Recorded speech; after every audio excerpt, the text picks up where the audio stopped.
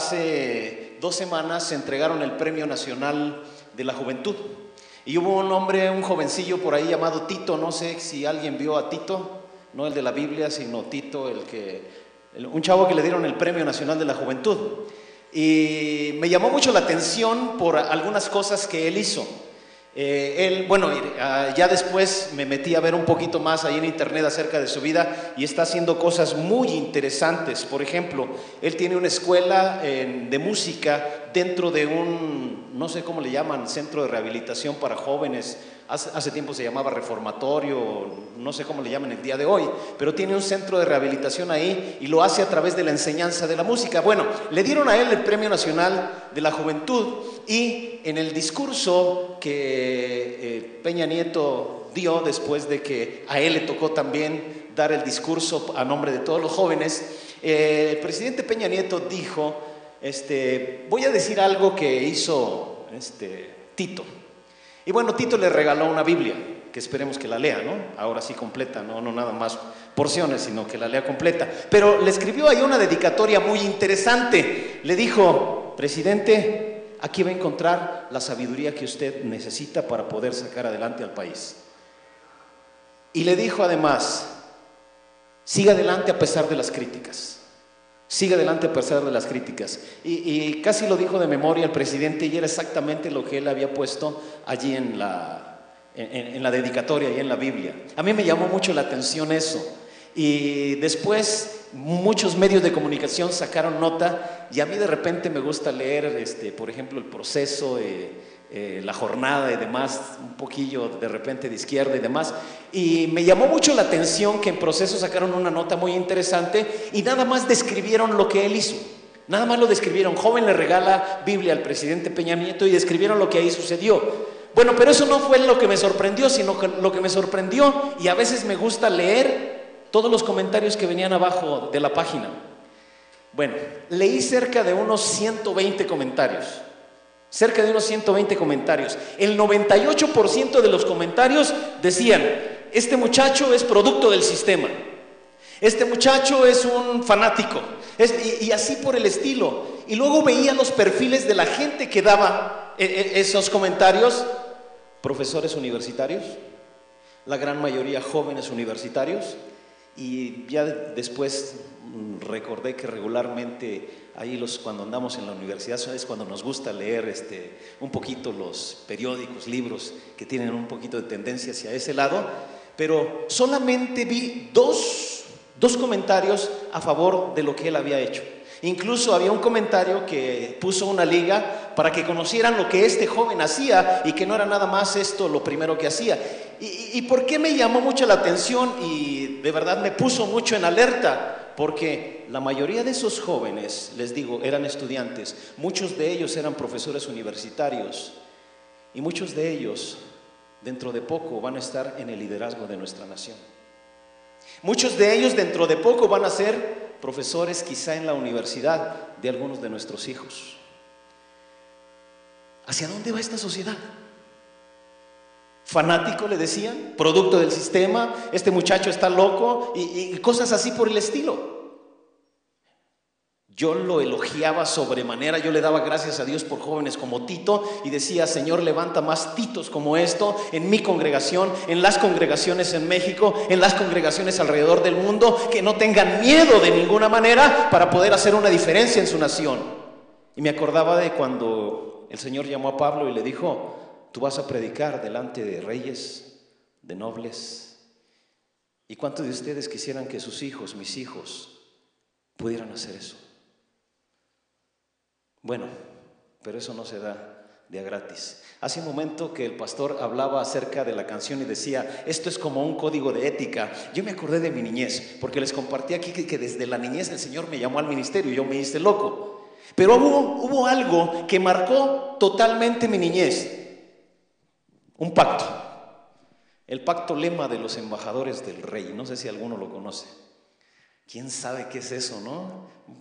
Hay muchas cosas que dicen que pasaron de moda y demás, pero después de más de 40 años yo sigo viviendo bajo ese pacto, que decía más o menos así: prometo vivir una vida digna del nombre de nuestra orden, guardar mis labios de mentira y de lenguaje obsceno, conservar mi cuerpo limpio para poder ser más útil, estudiar la vida de los nobles embajadores escritas en la palabra de Dios y en las historias misioneras, dar todo lo que pueda para el sostenimiento de las misiones y por medio de cada acto de servicio contribuir al establecimiento del reino de Dios en la tierra. Prometo fidelidad a Jesucristo, pues mi deseo es vivir por Él y servirle siempre. Por lo mismo viviré una vida pura, diré siempre la verdad, remediaré la injusticia, seguiré a Cristo el Rey. Si no lo hago así, ¿para qué nací? Y eso, aunque lo repetía de memoria en aquel tiempo, se quedó grabado en mi corazón.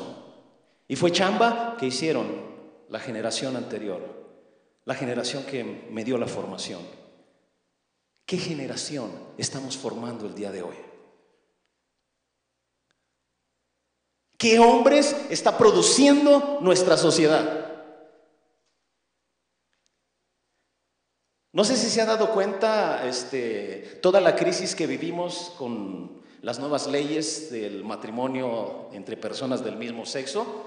Ya no se puede decir homosexuales porque le pueden por ahí demandar por la Comisión de Derechos Humanos, personas del mismo sexo. Esa es la formación que se está dando, y usted ve las caricaturas y las caricaturas le están dando esa formación a los niños. Hace muchos años había una caricatura llamada Rama y Medio, no sé si alguno la conoció. Era un monito que a veces era mujer y a veces era varón. Y eso ven los niños, o veían los niños, ahora ya están más gruesas todavía, ¿no? Están preparando. Y nosotros estamos preparando a esa generación.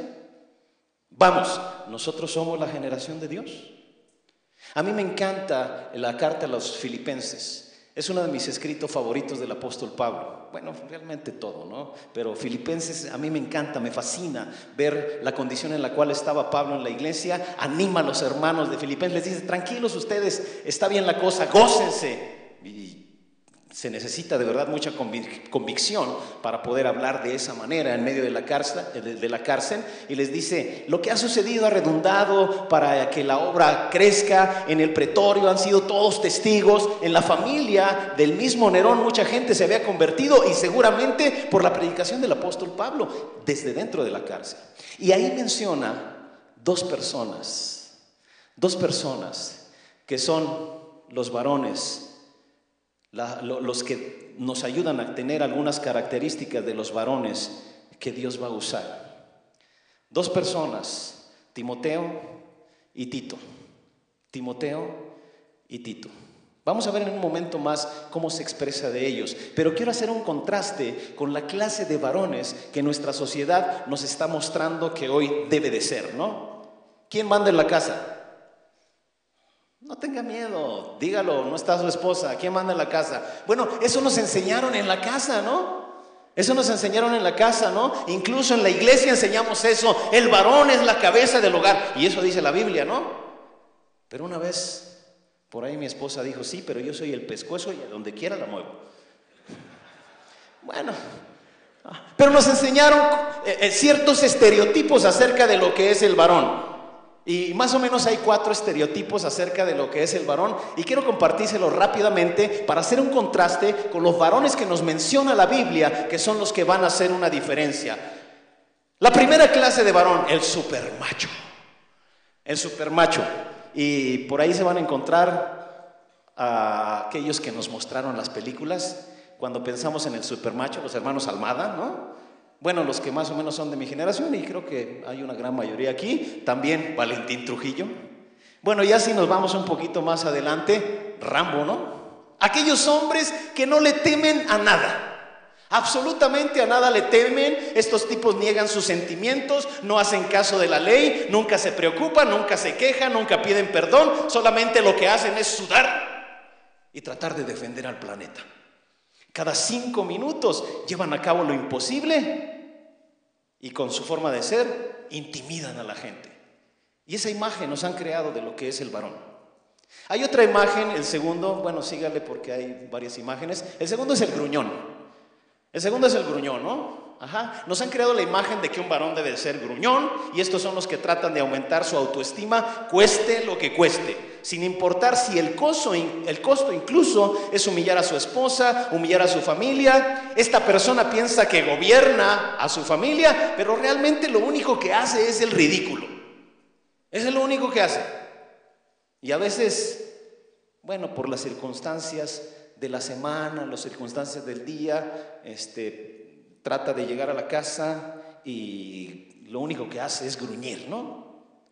Hay una tercera clase de varones que nos han estereotipado, y estos son los ilusos.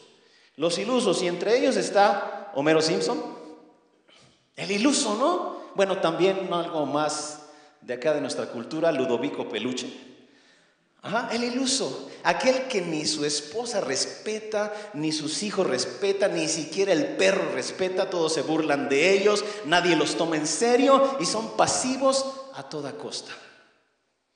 Y hay un cuarto todavía, y yo lo puse así, el indefinido, ¿no? Aquellos que ni siquiera quieren ser varoniles el día de hoy, y ahí ponga usted la figura de cualquier artista, podría decir, o de quien sea, el indefinido.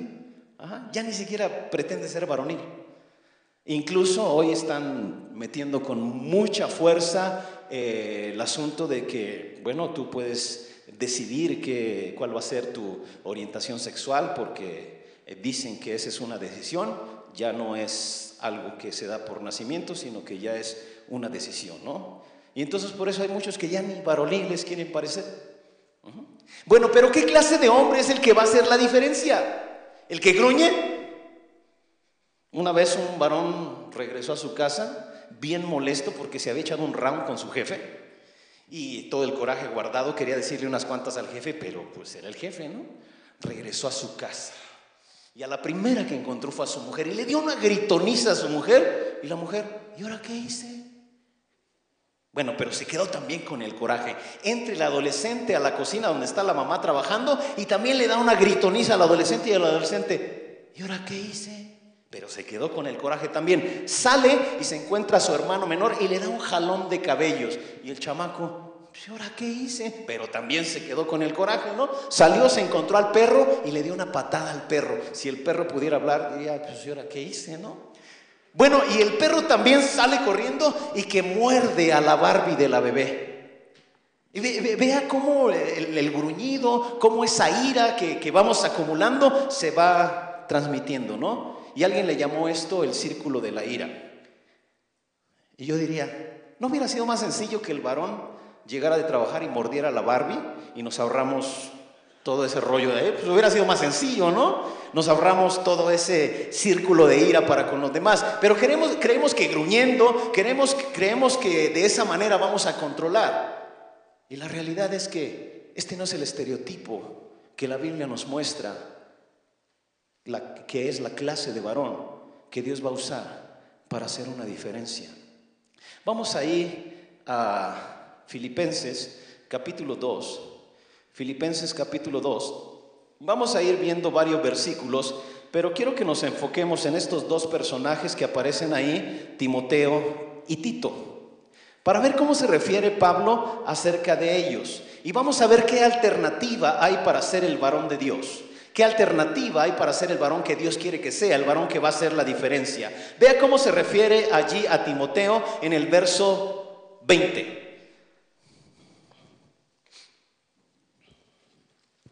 Nada más puse una pequeña porción ahí, pero quiero leer completo el versículo. Filipenses 2:20 se refiere acerca de Timoteo de la siguiente forma: no tengo a nadie más que como él se preocupe de veras por el bienestar de ustedes. No tengo a nadie, dice Pablo acerca de Timoteo, no tengo a nadie como él.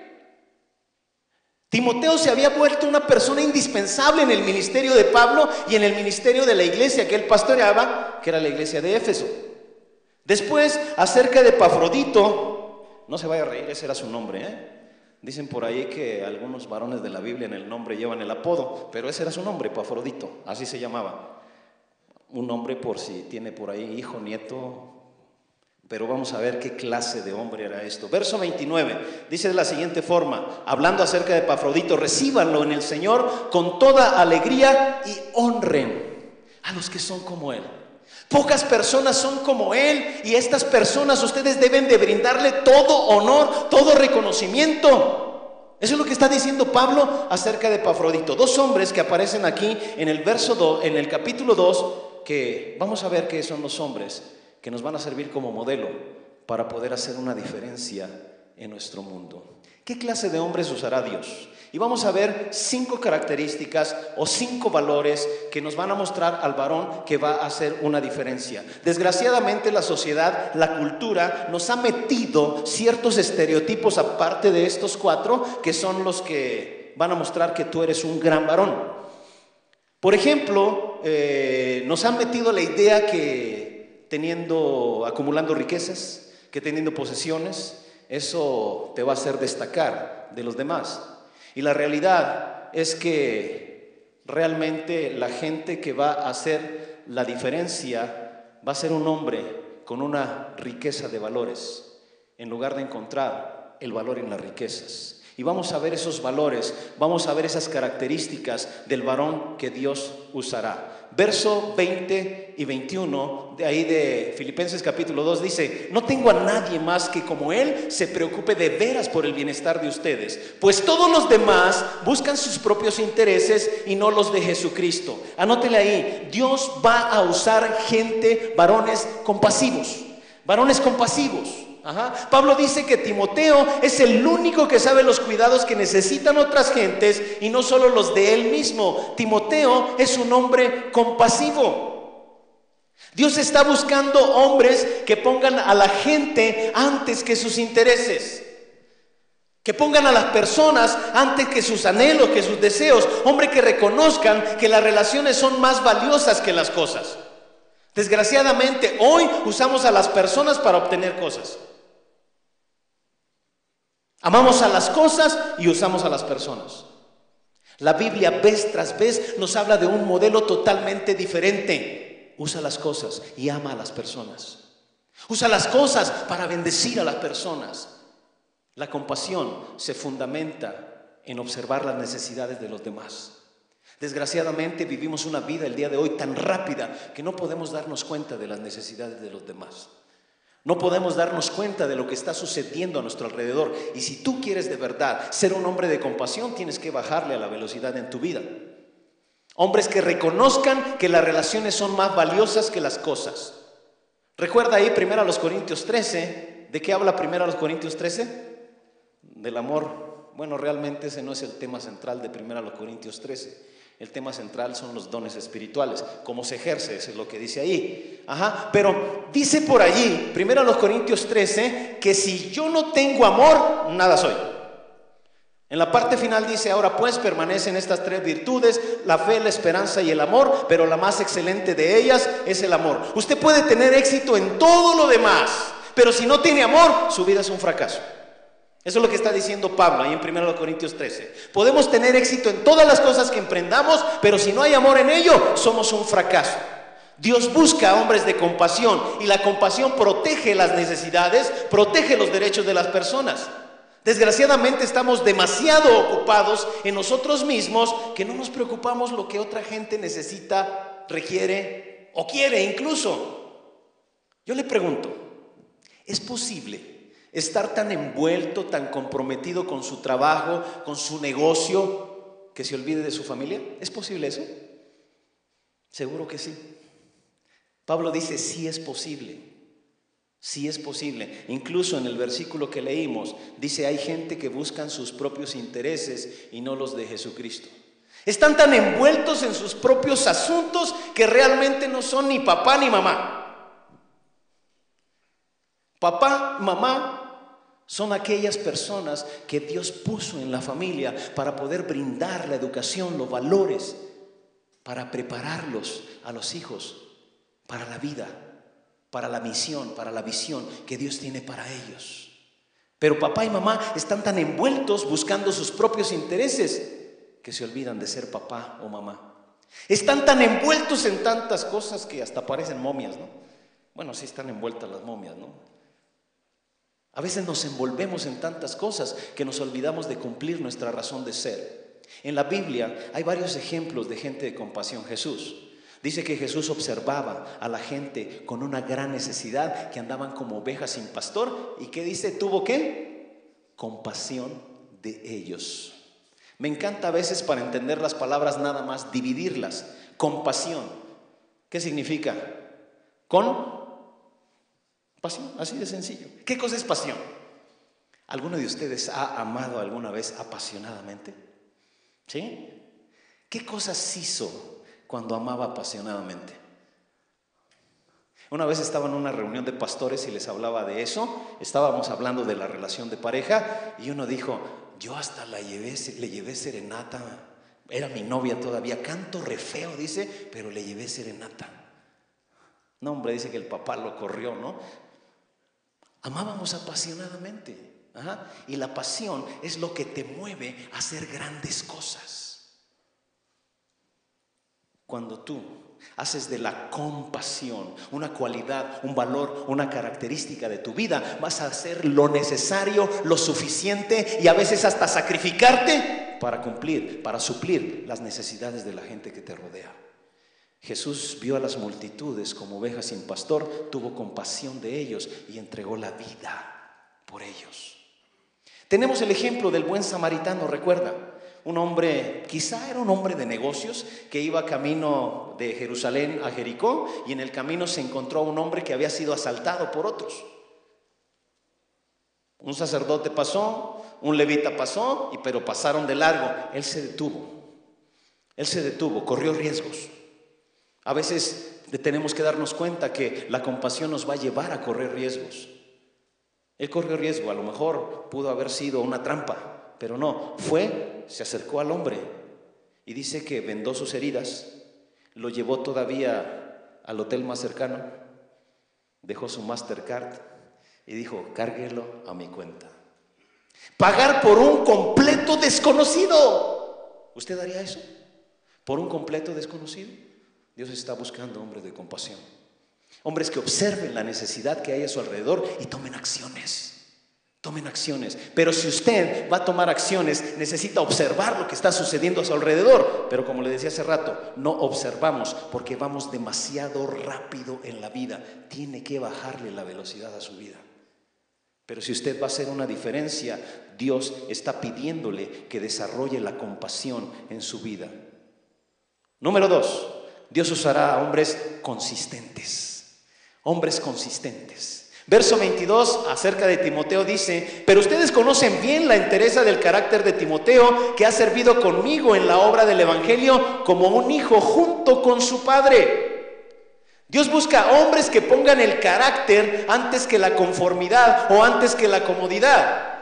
Hombres que no tengan miedo a ser diferentes en medio de la cultura que les rodea, incluso aunque ésta los deje solos. Vea cómo se expresa nuevamente Pablo acerca de Timoteo. Ustedes conocen bien la entereza de carácter de Timoteo, que ha servido conmigo en la obra del evangelio como un hijo junto a su padre. Ustedes conocen, subraye esas dos palabras ahí. Ustedes conocen su carácter. El carácter de Timoteo había sido comprobado por los demás. Todos sabían que Timoteo era un hombre de integridad. Incluso el nombre Timoteo significa el que honra a Dios. Y la integridad es algo que honra a Dios. ¿Le gustaría que tuviéramos políticos íntegros? Si tuviéramos políticos íntegros, yo me los imagino en su exposición cuando entregan resultados. Señores, les fallé. ¡Wow! Sería tremendo eso, ¿no? Incluso les mentí. No se podía, pero se los dije. Me atreví a decírselos y quiero decirles que les mentí. ¿Se imagina eso? La sociedad, el mundo está necesitando hombres de integridad. No sé si usted recuerda la historia del Titanic. El ingeniero que construyó el Titanic desarrolló una gran ingeniería para construir ese barco. Incluso le puso a su barco el inundible. Dijo: este barco ni Dios lo puede hundir. Y él tenía sus ideas en la cabeza. El casco de un barco regularmente era de una sola pieza, sí soldado, pero una sola pieza. Lo que él hizo es fraccionar el casco de barco en pequeños compartimientos. Y su razonamiento tenía lógica. Decía, si una parte del barco se daña, todo lo demás lo mantiene a flote, porque nada más se daña una parte del barco. Pero usted conoce la historia, ¿no? Se dañó una parte del barco y se dañó la integridad del barco. Decía James Cameron, el director de la película de Titanic, decía que a veces el Titanic se parece a nuestra vida, es como una metáfora de la vida, decía. A veces vamos en aguas tranquilas, a veces vamos en aguas turbulentas, pero decía, en lo que a veces más se parece es que nosotros también, como seres humanos, queremos fraccionar nuestra vida. Queremos tener pequeñas fracciones de nuestra vida como para poder manejarlas. Esta es mi vida en el trabajo, esta es mi vida familiar, esta es mi vida social, esta es mi vida religiosa, esta es mi vida sexual. Y pensamos que lo que suceda en una de esas áreas no tiene por qué afectar a lo demás. Y James Cameron decía, cuando nosotros fraccionamos nuestra vida, estamos cometiendo el error titánico. ¿Por qué? Porque una de las partes que nosotros fraccionamos de nuestra vida se daña y se daña toda la integridad. Yo no sé si le ha pasado que usted tiene problemas en casa, va al trabajo y le afectan los problemas de casa. Aunque nos dicen, no, deja tus problemas en casa, pero afecta, ¿no? Tiene problemas en el trabajo y regresa a casa, ¿le afecta? ¿Sí? ¿Por qué? Porque somos seres integrales. Cuando nosotros tratamos de fraccionar nuestra vida, decía James Cameron, estamos cometiendo el error titánico. ¿Por qué? Porque estamos a punto de dañar nuestra integridad. Y hay quienes dicen, bueno, lo que yo haga acá, pues no tiene que afectar lo que suceda acá.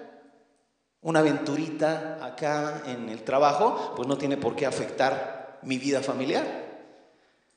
Pero usted sabe que tiene una conexión espiritual enorme. ¿Y cuánto daño está causando esto en nuestra sociedad? Dios está buscando hombres de integridad. Hombres de integridad. Hombres que se demuestren transparentes delante de la gente, delante de los demás. Hoy en día a la gente le gusta mucho cuidar su reputación. ¿Sí sabe lo que es reputación? ¿Qué es? ¿Reputación? Ajá, lo que la gente piensa de ti, lo que la gente ve de ti, lo que aparentas ser. ¿Qué es carácter? Alguien definió carácter como lo que tú eres cuando nadie te ve. Eso es carácter. Reputación y carácter a veces puede no ser lo mismo. A veces sucede que lo que somos realmente no corresponde con lo que aparentamos delante de los demás. Eso es falta de integridad. A la gente le gusta mucho cuidar su reputación. Alguien dijo alguna vez, yo me encargo de cultivar y de cuidar mi carácter y mi reputación se cuida sola. Mi reputación se cuida sola. Dice Pablo acerca de Timoteo que no hay nadie como él. Era un hombre de entereza. Ustedes conocen la entereza de carácter de Timoteo. Ha servido a mi lado como un hijo al lado de su padre. Mire, la vida es difícil y su carácter va a ser probado en cada circunstancia. Yo le pregunto a usted, ¿qué está dispuesto a soportar? Necesitamos en una sociedad como esta, para sacarla de las ruinas, hombres de convicción. Hombres que no sean comprados por nada, que no se dobleguen ante nada, que estén comprometidos con sus valores, que sean consecuentes con sus creencias y convicciones. Y yo encuentro hoy en día a muchos hombres comprometidos con todo, pero a la vez con nada. Se necesita hombres comprometidos, hombres de convicción. Vean lo que dice Proverbios capítulo 10, verso 9. Quien se conduce con integridad, anda seguro. Quien anda en malos pasos, será descubierto. Yo puedo decir que la hombría es integridad. Una personalidad agradable dará una primera impresión buena, pero el verdadero éxito se construye en el carácter. Ahí es donde se construye el verdadero éxito. Yo le pregunto, ¿su vida privada es consecuente con su imagen pública? Hoy en día la imagen vende todo. La imagen es lo que vende. Por ejemplo, si usted tiene una empresa y va a contratar una secretaria, hay una chica que es bien inteligente. Ay, pero se viste la pobrecita. Se llama Betty y le dicen Betty la fea, ¿no? Y hay una chica escultural. Y a veces belleza, a veces está peleada con inteligencia. Le preguntaron una vez a una Miss de esas que está concursando para ser la belleza de cierta región. Le preguntaron: oiga, imagínese que hay una gran destrucción en el mundo y solamente va a quedar una pareja. Una pareja va a sobrevivir. ¿A quién escogería usted para volver a repoblar el mundo? Ah, pues muy sencillo, dice. Al Papa y a la Madre Teresa de Calcuta. Belleza contra inteligencia. En una ocasión le dice, le estaba entrevistando a una de esas top model y le dice: ¿qué piensa usted de aquella mujer? Dice: no, esa mujer un asno debería patearla. Y yo soy la persona indicada para hacerlo. Para que vea, belleza contra inteligencia a veces se dan un round bastante fuerte. La imagen está vendiendo, pero se necesita gente de carácter, gente de valores, gente de convicción. Timoteo era conocido por los demás por la entereza de su carácter. Pablo se refería a él: no hay otro como él. No tengo a nadie como él. Los hombres inconsecuentes van a producir familias inconsecuentes. Dice Proverbios: justo es quien lleva una vida sin tacha. Dichosos los hijos que siguen su ejemplo. Hombres inconsistentes dan modelos inconsistentes y los hijos no saben a dónde van. Pero en cambio, hombres de convicción, hombres de valores, van a hacer una diferencia en su familia y en su entorno. Alguien dijo alguna vez: como va la familia, así va la sociedad. Y esa es una gran verdad. Observe nada más la sociedad y observe las familias el día de hoy. Se necesitan hombres, se necesitan varones que con su ejemplo, que con sus convicciones hagan una gran diferencia. En una ocasión, un varón de una iglesia de cuyo nombre no quiero acordarme, iba bien rápido un domingo porque era maestro de escuela dominical y se le hizo tarde. Entonces iba bien rápido en periférico y que lo para el agente de tránsito. Ya lo para, lleva prisa un poquito, sus papeles, ya le da los papeles y estaban en orden. Y el policía: ¿cómo le hacemos? Caray, ¿cómo le hacemos? Ya sabe usted a qué se refiere eso, ¿no? Bueno, ya el hermanecito sacó un billete de 50 y se lo dio al policía, le regresó sus papeles y le dice: váyase con cuidado, piensa en sus hijos. Llevaba a sus 2 hijos atrás, un niño de 10 años y una niña de 8 años. Y hasta ese momento reaccionó que estaban sus hijos atrás. Y entonces ya se arranca y voltea con sus hijos y les dice: esto es lo que no se tiene que hacer. ¿Qué aprendieron los chamacos? Que eso no se tiene que hacer, ¿verdad? No. El ejemplo grita tan fuerte que no permite escuchar a veces nuestras palabras. Se necesitan hombres de valor, hombres de valores firmes, hombres de convicciones firmes, que estén dispuestos incluso hasta dar su vida por ellos. Como dice el Salmo 15, aquellos que aún jurando en daño propio, no por eso cambian. De esa clase de hombres se necesitan en esta generación, en esta sociedad, para hacer una diferencia. Número 3. Anótenle por ahí. La tercera característica, cualidad, valor en el hombre que Dios usará para hacer una diferencia: hombres cooperativos, hombres que cooperen. Dios busca hombres que pongan la cooperación antes que la competencia. Hoy estamos llamados a competir y por todos lados. ¿Y sabe qué? Se necesita, pero hay que saber dónde competir, cuándo competir y cuándo cooperar. ¿Cómo nació en nosotros ese anhelo por la competencia? Bien sencillo, desde que usted estaba niño. Trate de echar a volar su imaginación en su primer grado de primaria. ¿Cuántos de ustedes no fueron al kinder? Levante su mano. ¿Cuántos no fueron al kinder? En aquellos tiempos no había tanto, no se estilaba tanto eso de ir al kinder. Yo entré directamente a la primaria. Imagínese su primer examen. Le entregan la calificación de su primer examen. Usted todavía no sabe de números, pero sacó 7. Y usted va bien contento con papá y mamá. Mamá, saqué 7. ¿Qué le va a decir mamá? ¿Qué le diría mamá? Que usted le dice: sacó 7. ¿Qué le diría? ¿Cómo? ¿Te pareces a tu papá? ¿Qué le diría? ¿7? Yo quiero 10. ¿A algunos les ha parecido eso? Yo quiero 10. ¿Quién sabe para qué los papás quieren 10? Pero quieren 10 siempre, ¿no? Y entonces nos quedamos con esa idea. Quiere 10 papá. Siguiente examen, ahora ubíquese en el salón de clases. Le entregan su examen y sacó 8. ¿Qué era lo siguiente que hacía inmediatamente después de ver su 8? ¿Qué era lo siguiente que hacía? ¿Cómo? No, porque estaba en la escuela. Ajá, ¿qué sacaste? ¿Para qué? ¿Para qué hacemos eso? Para compararnos. Si él sacó 6 y yo saqué 8, mira. Y si él sacó 10 y yo saqué 8, guardaba mi examencito, ¿no? Y ¿saben qué? Desde ese momento entramos a la competencia. Y a veces es una competencia encarnizada, que no importa quién caiga. A veces a ti te ponían mala una pregunta y a él le ponían buena, y era tan encarnizada la competencia. Maestra, ¿por qué a él se la puso buena? Entramos en la competencia. Hay un autor que se llama Roberto Kiyosaki, que escribió un libro que se llama Padre Rico, Padre Pobre, y dice que entramos en la carrera de la rata.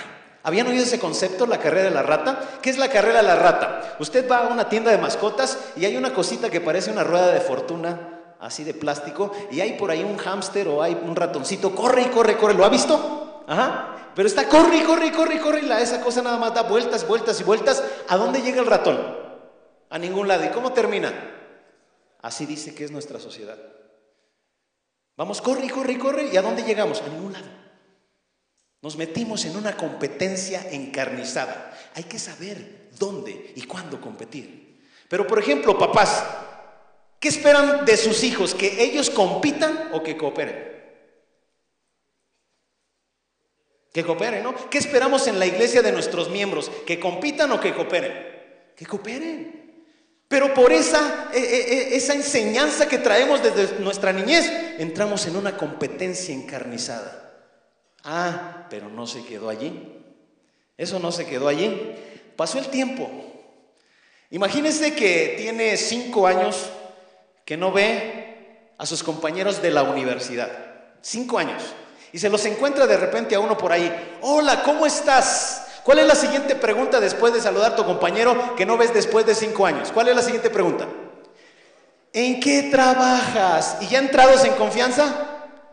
¿Cuánto ganas? ¿Para qué? Para compararnos. Para compararnos. Y bueno,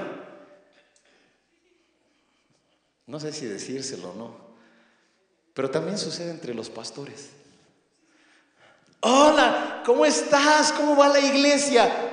¿Cuántos miembros tienes? Y no, hay algo peor todavía. Hay por ahí algunos que dicen que lo que te conteste un pastor regularmente réstale el 30%. Y esa es la verdad. Hay quienes dicen eso, ¿no?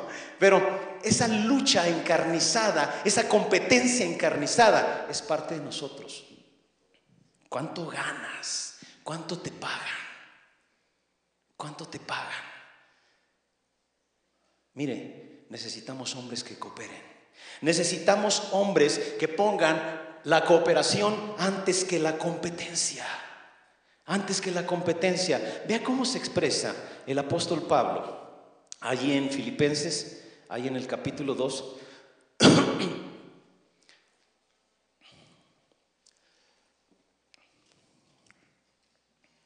Verso 25. Ahora bien, creo que es necesario enviarles de vuelta a Epafrodito. Pero vea cómo se refiere acerca de él. Mi hermano, colaborador y compañero de lucha o compañero de milicia, como dicen otros lados. Mi hermano, colaborador y compañero de lucha. Pablo describe la cooperación en 3 términos: hermano, colaborador y compañero de lucha. Cuando yo leí este pasaje dije, ¡wow! Esto es la iglesia. Es una descripción de cómo debemos de relacionarnos en la iglesia. Esto nos muestra 3 cosas acerca de la vida cristiana. Dice que era, número 1, ¿qué era? su hermano. Somos una familia. En la iglesia somos una familia, estamos relacionados. Pablo usa cerca de 135 veces en el Nuevo Testamento la palabra hermano para describir la relación entre cristianos. Hoy en día hasta eso se ha perdido en las iglesias. ¿Qué? Porque pues se oye muy religioso y demás. Se ha perdido eso. Pero la realidad es que somos una familia y Pablo se refiere a Epafrodito como mi hermano. Eso somos en la iglesia, eso somos en la vida cristiana, una familia. 2, mi colaborador. ¿Qué significa? Que tenemos la misma tarea, tenemos la misma asignación, tenemos la gran comisión y cada uno de nosotros tiene diferentes dones, diferentes habilidades, diferentes experiencias que cuando la conjuntamos vamos a hacer una diferencia. Vamos a hacer una explosión de tal manera que vamos a transformar nuestro entorno y entonces se va a oír de nosotros como de los primeros cristianos. Ahí vienen estos que trastornan el mundo. ¿Sabe por qué hay persecución en el sureste de nuestro país? Porque la iglesia está trastornando su sociedad. Hay poblados allá en la zona de Chiapas, en Oaxaca, donde el evangelio ha crecido, donde la gente se convierte a Cristo, deja de tomar. Y uno de los principales negocios de algunas gentes acaudaladas ahí son las cantinas. El cristiano deja de tomar, un gran porcentaje de la población de ciertos poblados se convierte a Jesucristo, deja de tomar, sus negocios se van para abajo. Y entonces, ¿qué hacen? Se les acaba el negocio y entonces empiezan a crear rencillas dentro de la comunidad. El cristiano en ciertas zonas está trastornando su mundo. ¿Cómo vamos a lograr eso? Cuando cooperemos. En una reunión con un diputado, ya ven que los diputados ahora buscan mucho a los cristianos, porque ya se dieron cuenta que es un porcentaje bastante alto. INEGI dice que somos cerca del 7%, 7.5%. Hay quienes dicen que somos cerca del 11%, pero echemos números. Cerca del 11%. De 100 millones, somos más de 120, pero de 100 millones el 11%, ¿cuánto es? 11 millones. Y la gran mayoría en capacidad de votar. Porque pues bautizamos gente que ya toma decisión y demás, y bautizamos algunos jovencitos, algunos niños que hacen su decisión por Cristo, pero una gran mayoría son mayores de edad, que tienen capacidad de votar. Nos decía el diputado, ustedes los cristianos podrían hacer lo que quisieran con el país, pero ¿saben por qué no lo hacen? Porque cada uno está en su rollo. Si ustedes se unieran, harían una gran diferencia, una gran presión y harían lo que quisieran con la nación. Pero en lugar de eso estamos compitiendo como iglesias, cuando lo que necesitamos es cooperar. Tener la suficiente humildad de decir, hermano, te necesito. Te necesito. Nos necesitamos. Es mi colaborador. Y aparte, la tercera forma como se refiere a él, compañero de lucha, compañero de milicia. Estamos en una lucha. Hay una gran batalla. Cuando usted entregó su vida a Jesucristo, se hizo su amigo, pero se hizo enemigo de Satanás. Hay una lucha encarnizada y somos compañeros de milicia. Nosotros debemos defendernos, debemos de protegernos, debemos de apoyarnos los unos a los otros. La vida es una gran batalla. Yo le pregunto, ¿pueden otros cristianos usar estos términos para referirse a usted? Hace poquito leí un artículo que decía que solamente el 10% de los hombres, de los varones, tiene amigos. Solamente el 10% tiene amigos. ¿Y sabe qué? Eso aplica también para los cristianos. Muchos hombres cristianos no saben relacionarse el uno con el otro. Tienen miedo de dejar que alguien esté cerca de ellos. Pero hay un poder tremendo, hay un tremendo poder en la unidad. Vean lo que dice Jueces capítulo 20, verso 11. Así que todos los israelitas, como un solo hombre, unieron sus fuerzas para atacar la ciudad. Cuando unamos nuestras fuerzas para poder hacer un ataque contra las artimañas del enemigo, contra las fuerzas del enemigo, es que vamos a hacer una diferencia. Cuando empecemos a pensar de manera diferente. Yo escucho muchas iglesias que dicen: estamos recibiendo muchos ataques del enemigo. Nos está atacando duro el enemigo. Cristianos que dicen eso: el enemigo me está atacando duro. Y yo recuerdo cuando Jesús le dice a sus discípulos: ¿quién dice la gente que soy yo? Pues unos dicen que Juan el Bautista, otros dicen que Elías, algunos de los profetas. ¿Y ustedes quién dicen que soy? Responde Pedro. ¿Qué respondió? Tú eres el Cristo, el Hijo del Dios viviente. Yo también te digo, tú eres Pedro. Eso no te lo reveló ningún varón, sino mi Padre que está en los cielos. Yo también te digo, tú eres Pedro. Pero escuche las siguientes palabras. ¿Qué les dijo? Sobre esta roca edificaré mi iglesia. Y la siguiente, ¿qué dijo? Las puertas del Hades no prevalecerán contra ella. Una imagen totalmente diferente a la que tenemos el día de hoy. Las puertas del Hades, bueno, ya con el paso del tiempo, con la evolución de los términos, nosotros pensamos y decimos que es el infierno, ¿no? Las puertas del infierno no prevalecerán contra la iglesia. ¿Quién está atacando, el infierno o la iglesia? Observe, allá están las puertas del Hades. Y dice que no van a prevalecer contra la iglesia. ¿Qué significa eso? Que no se van a mantener firmes. La iglesia es la que está atacando. Esa es la imagen que nos da la Biblia. La iglesia atacando duramente contra el reino del enemigo para rescatar a la gente, para rescatar a la oveja perdida. Y solamente así vamos a hacer una diferencia. Estamos en una lucha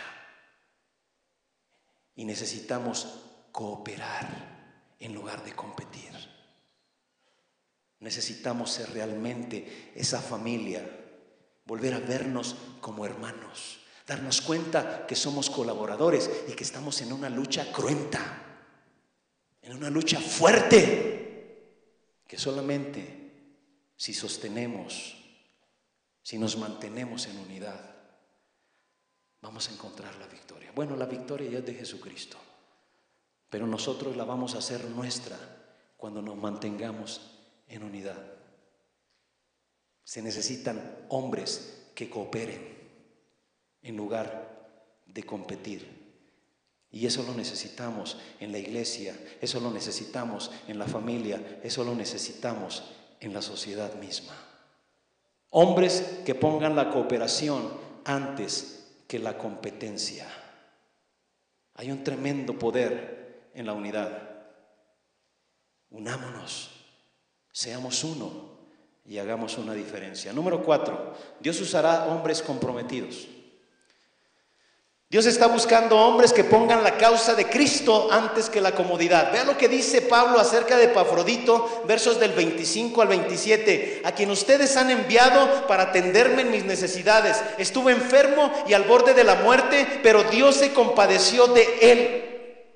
Los hermanos de la iglesia de Filipos, una iglesia muy cercana al apóstol Pablo, estaban siempre al pendiente de sus necesidades, aunque de repente aquí en Filipenses les dice: yo sabía que ustedes querían ayudarme, les había faltado la oportunidad, pero querían ayudarme. Era una iglesia bien generosa, sabían de las necesidades del apóstol Pablo y entonces toman la decisión de enviar a alguien con una ofrenda para el apóstol Pablo.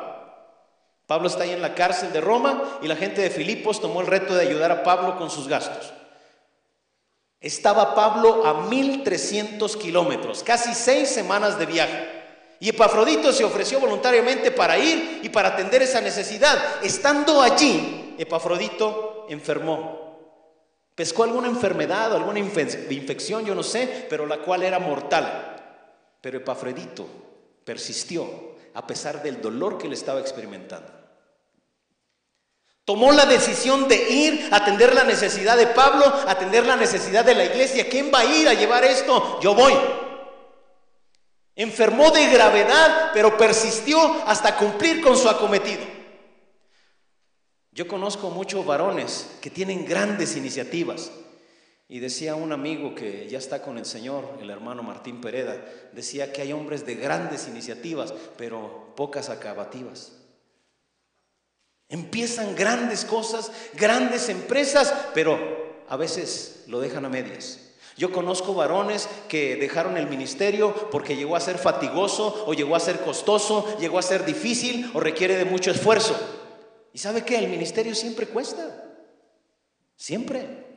Y Dios está buscando hombres que estén dispuestos a pagar el precio. Santiago 2:17 dice: así también la fe por sí sola, si no tiene obras, está muerta. La Biblia nos enseña que Dios no está buscando gente que tome acciones. Tome acciones. Hace poquito platicaba con un joven y hablábamos acerca de la oración, y nos dábamos cuenta cómo mucha gente utiliza la oración como un pretexto para no hacer nada. Sí, de verdad. Oye, mira, vamos a orar. Ponte a orar. Y me encantó un término que alguna vez una hermana acuñó, una hermana en las misiones, le cambió el nombre de oración por oración. Oración. Regularmente cuando tú oras al Señor, Él va a tomar alguna acción, te va a mover. Los campos están blancos para la siega. Rueguen al Señor de la mies que envíe obreros a su mies. Y estás orando: Señor, te suplicamos que levantes gente para que vaya a los campos, para que predique en la ciudad, para que predique en los barrios, para que predique allá en la zona donde está la gente rica. Señor, no, hombre, algo va a suceder. Algunas ocasiones yo he orado así, y ¿sabes cómo Dios me responde? Señor, manda a alguien, aquí hay una gran necesidad. Y la respuesta del Señor es: tú. Incluso eso también ya lo tomé como un modelo en mi congregación. Ahí en la congregación les digo: el que lo dice, lo hace. Oye, pastor, mira, ¿no crees que hay una necesidad? Perfecto, ¿cuándo empiezas? Sí. A veces el Señor responde así. Regularmente cuando tú oras, algo tiene que suceder en tu vida. Necesitamos hombres que se pongan a actuar, y Dios quiere que actuemos. La fe por sí sola, dice Santiago, es muerta. Hace tiempo prediqué sobre la carta de Santiago, y hubo una pregunta que todas las semanas les hice a los hermanos, que seguramente Santiago lo habría hecho. ¿Tú dices que tiene fe? Muéstralo. Muéstralo, así de sencillo. Santiago te diría: muestra que le crees a Dios. Mire, la queja número 1 de las mujeres es que los maridos son indiferentes. Eso sí, son agresivos con el trabajo, se esfuerzan por grandes logros, pero en la casa son totalmente indiferentes. No toman su responsabilidad y dejan todo en la mano de la esposa. Que ella los eduque, que ella los atienda, que ella tome las decisiones aquí en la casa. Son pasivos hasta en su vida espiritual. Dios usa a varones que toman iniciativa. Los avivamientos espirituales ocurren cuando los hombres en una iglesia son actores, no solamente espectadores pasivos. Y por último, Dios usará a hombres de coraje. Dios usará a hombres de coraje. No corajudos, coraje en el sentido de valor, valiente. Dios usa a hombres que pongan el servicio antes que su seguridad. Los sistemas de valores el día de hoy dicen que debes hacer todo lo posible para trabajar duro, ahorrar un poco y esperar una buena jubilación. Yo cuando escucho eso me río, ¿eh? Hay muchos que no saben de los sistemas de jubilación aquí en México. No lo saben. Si ustedes supieran de verdad, se darían cuenta que esperar una jubilación es esperar nada. Y más con el sistema nuevo de los afores, porque solamente lo que usted ha ahorrado en los afores es lo que le van a dar si empezó a trabajar después del 97. Nada más. Si usted ahorró $1,000,000 en sus afores, eso se lo van a prorratear en el resto que le queda de vida, y va a andar recibiendo ahí unos 2,000 pesitos al mes, 1,500 pesitos al mes. Pero hay gente que piensa que la vida es trabajar, ahorrar para jubilarse. Yo he escuchado gente que dice: ahora que me jubile voy a hacer lo que siempre he querido hacer. Yo digo: qué desperdicio de vida. Yo tiene muchos años que estoy haciendo lo que más disfruto hacer. Una vez leí la palabra del apóstol Pablo allí en Hechos capítulo 20, verso 24. ¿A poco Pablo escribió Hechos? No, ¿verdad? Bueno, pero ahí está registrada su palabra. Y decía el apóstol Pablo: yo no estimo mi vida, no la considero nada valiosa, sino es para cumplir el llamado que Dios me ha hecho de predicar el evangelio.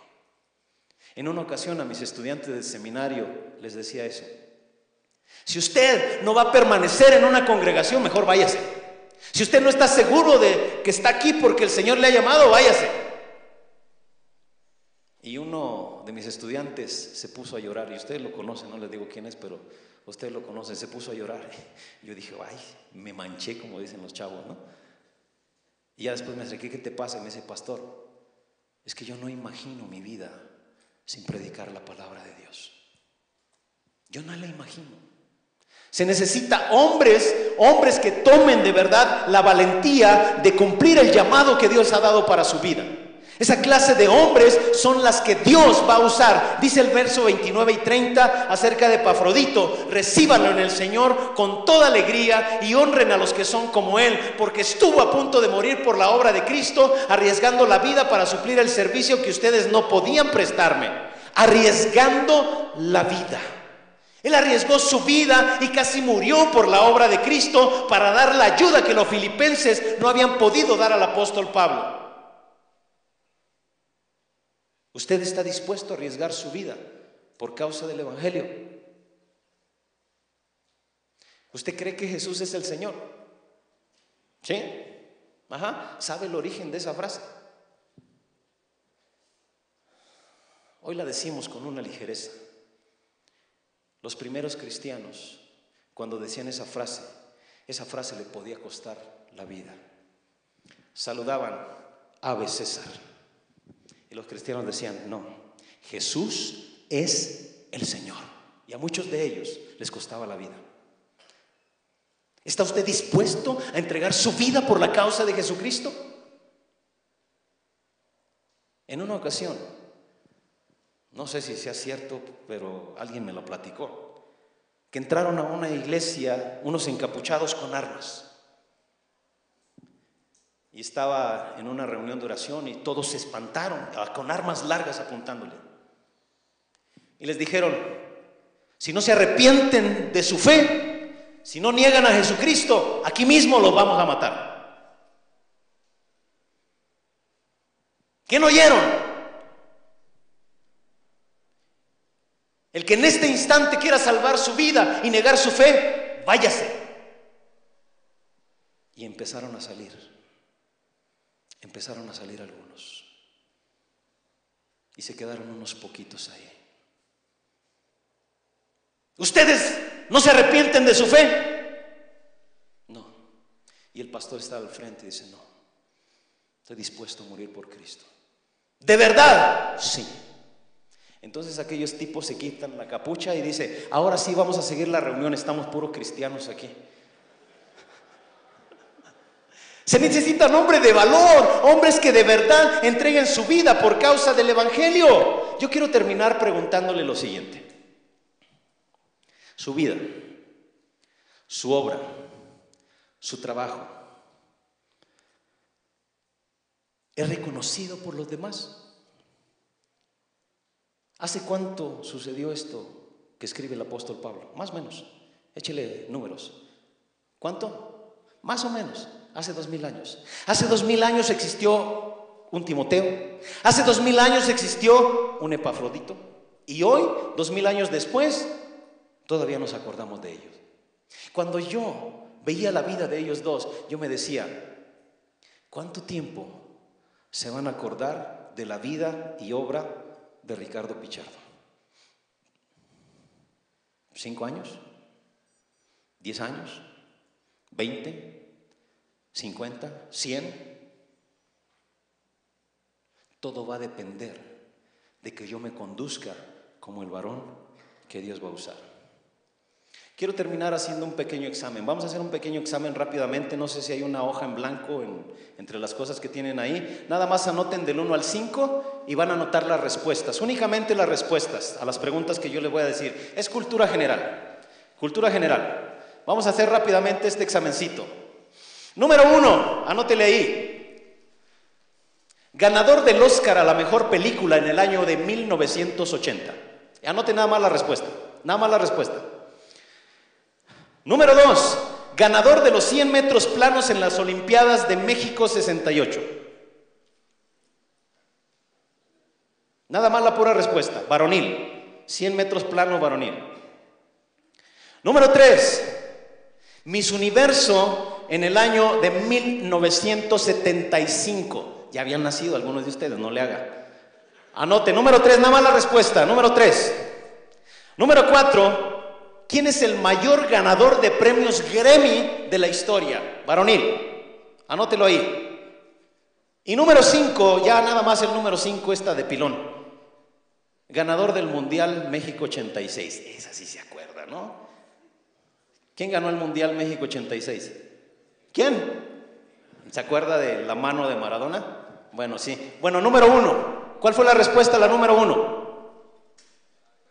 ¿No sabe? Bueno, la número 2. ¿Tampoco? ¿Cuál? Ajá. Él fue el que ganó los 100 metros planos en las Olimpiadas de México, Jim Haynes. Número 3. Número 4. Bueno, número 5. Ya le di ¿cuál fue?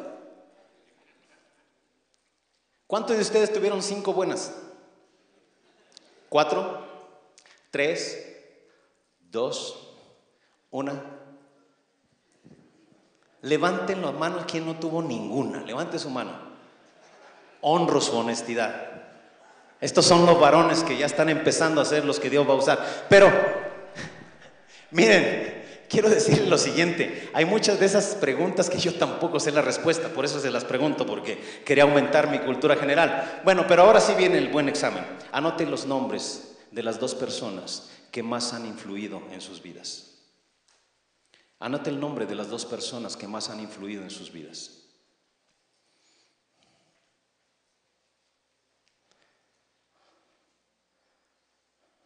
Rápidamente, el nombre completito.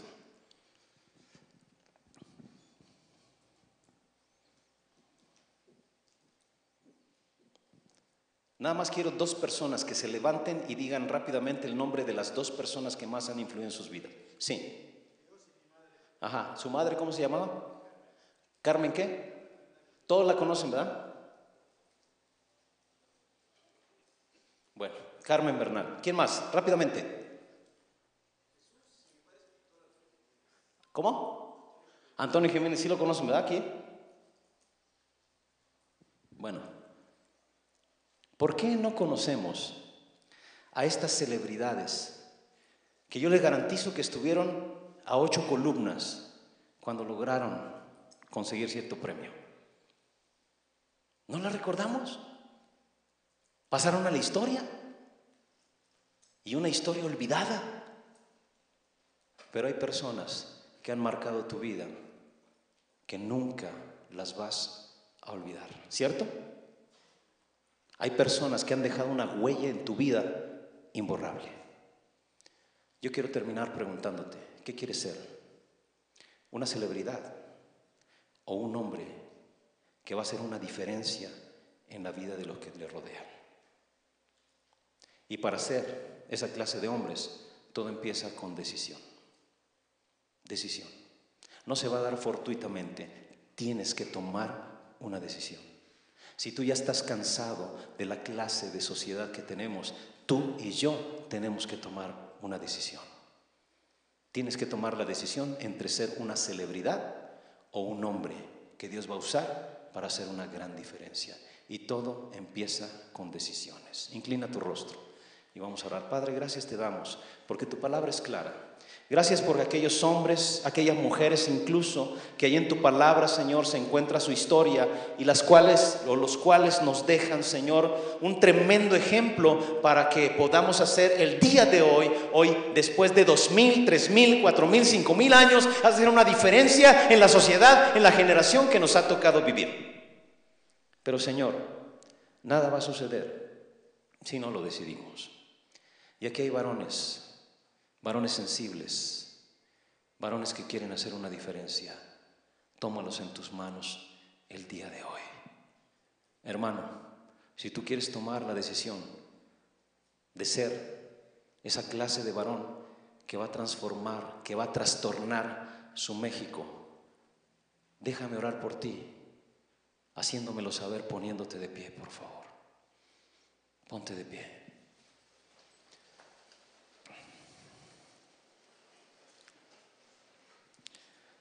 Señor, aquí está tu pueblo. Señor, aquí estamos para que nos uses.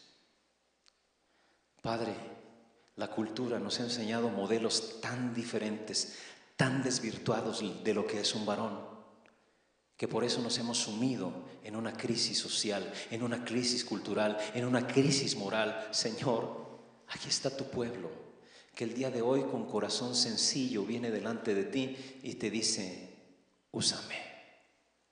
Padre, hay algunas áreas de nuestra vida que tenemos que seguir trabajando y puliendo. Tú las conoces perfectamente bien, incluso a veces más que nosotros. Te pedimos en el nombre de Jesucristo que las pulas, Señor.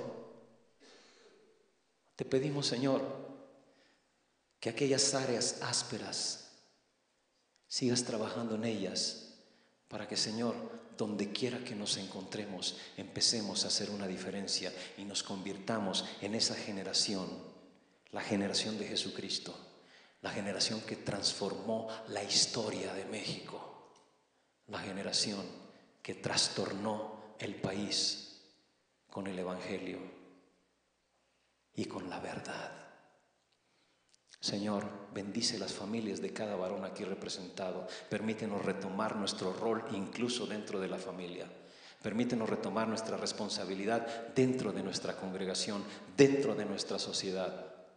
Y Padre, que pronto veamos un México transformado por tu amor, por tu poder, a través de estos varones que hoy toman la decisión de hacer una diferencia. Tómalos en tus manos, tómanos en tus manos. En el nombre de Cristo Jesús. Amén. Que Dios le bendiga.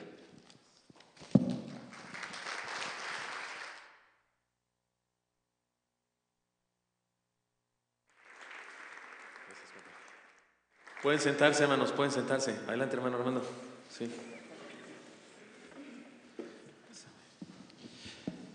Le damos gracias a Dios por nuestro mensajero que el Señor nos mandó, ¿verdad? Gracias, hermano Pichardo, pastor. Y hermanos, vamos a hacer una dinámica y voy a pedir su cooperación, pero como sé que estamos entre puros hombres, somos muy rápidos y veloces, ¿verdad? No nos tardamos así para hacer esta dinámica. Les voy a pedir que nos vamos a formar, bueno, no formar, nos vamos a salir y vamos a hacer un círculo grande allá afuera. Y mis hermanos del staff nos van a numerar del 1 al 10. ¿De qué se trata cuál es el objetivo? Pues de que si los hermanos de Veracruz conozcan a los hermanos de Oreb, ¿verdad? Los hermanos de Maranata conozcan a los hermanos de Veracruz, y así como que rompemos el círculo de nuestros cuates amigos e entrañables, y conocemos a otras personas.